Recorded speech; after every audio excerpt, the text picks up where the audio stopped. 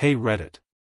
I'm not sure if I'm posting this to vent, get advice, or just leave behind some kind of digital scar that says, yes, this happened to me. I'm a lurker turned confessor. And honestly, I never expected my first post to be something like this.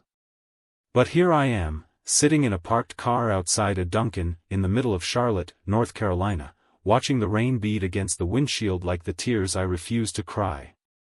My name's Michael, and I've been married to Sophia for 9 years. We met in Philly, two broke 20-somethings bonding over street tacos, indie music, and a shared love for dark humor and survival horror games. She had this laugh, full-bodied and reckless, like she didn't care who was watching. It made me want to live louder. I fell hard. Real hard. And for a while, it felt like maybe soulmates weren't just stuff Hallmark made up. Fast forward nearly a decade, and now I don't even know if the woman I married ever truly existed. Things started to shift around last October. Sophia got promoted at work. She's in digital marketing, the kind that involves client dinners and awkward video calls with hedge fund bros in Patagonia vests. She suddenly had to travel more. More meetings. More late-night brainstorming sessions. At first, I was proud. Hell, I even told my friends, I married a boss. But with every victory in her career, something got chipped off in our relationship. Slowly. Quietly. She started dressing differently. Not just stylish, but deliberate. Tight blazers, delicate gold jewelry, new perfume that smelled like crushed berries and smoke. The kind of scent you catch once and then chase for a lifetime. I didn't mind. People evolve, right? But she wouldn't let me hug her after work. Said she was sweaty or gross. Every night. Like clockwork. Then came the phone. Sophia was never married to her phone.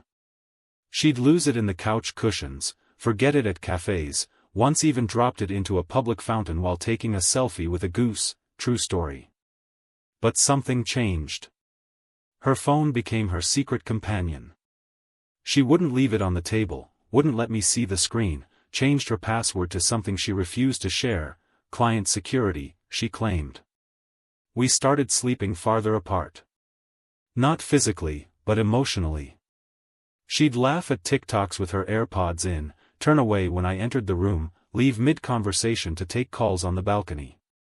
I asked her about it once, and she kissed me softly and said, "You worry too much."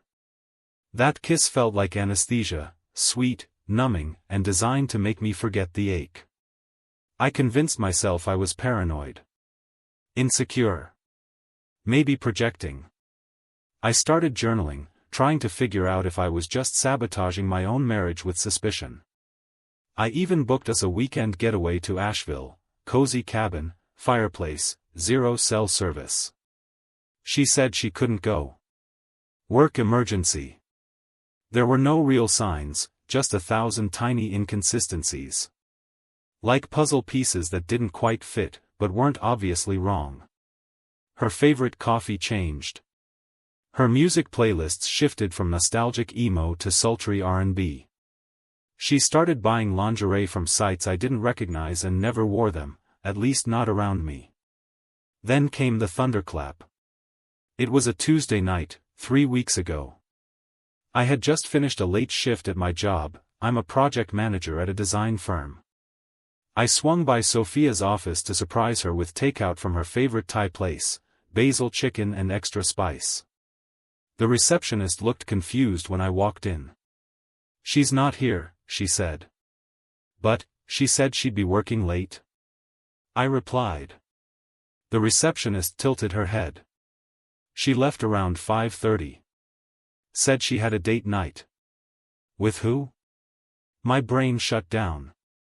I walked out into the parking lot on autopilot.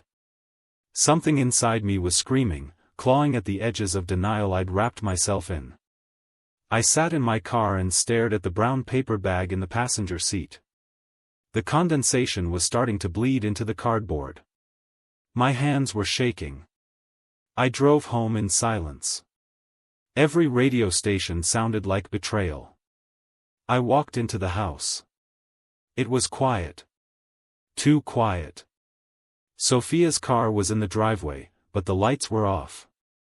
I opened the door and there she was, curled up on the couch, wearing one of those new lace robes she never wore around me, watching a movie with someone on FaceTime. She didn't see me. Not at first. I stepped forward and she jumped, muting the call. "Oh. You're back early," she said, visibly flustered. "Where were you tonight?" I asked, gently, like asking a child why the cookie jar was broken. She blinked. "At work." "Lie." "I went by your office." Silence. "I spoke to Karen. She said you left at 5:30. Sophia opened and closed her mouth like a fish in shock. Then she laughed, not her real laugh, but the high-pitched polite kind she uses with strangers. "You're spying on me now," she said. "No," I said. "Just bringing you dinner." She didn't say anything. Just stared at the takeout like it was radioactive. That night, I didn't sleep. I waited until she dozed off and checked her phone. Stupid move, I know. But desperation is louder than pride. She'd forgotten to log out of Instagram on her laptop. Messages. Hundreds of them. From someone named Julian Blackheart. Flirty exchanges. Late-night voice memos. Inside jokes I didn't understand. One photo of her legs in that same robe captioned, "Wishing you were here." The messages spanned 6 months. 6 months. My stomach twisted. It felt like my soul was being wrung out like a wet towel. I clicked, scrolled, clicked again. Plans to meet in Atlanta. A calendar invite called Spa Plus Wine Weekend Wineglass. Mentions of me as the roommate. I printed everything. 30 pages. And I tucked them into a folder labeled, Truth. I didn't confront her that night. I couldn't. I was a volcano wearing a suit. Instead, I stared at her as she slept, this stranger with my last name, wrapped in lies like silk.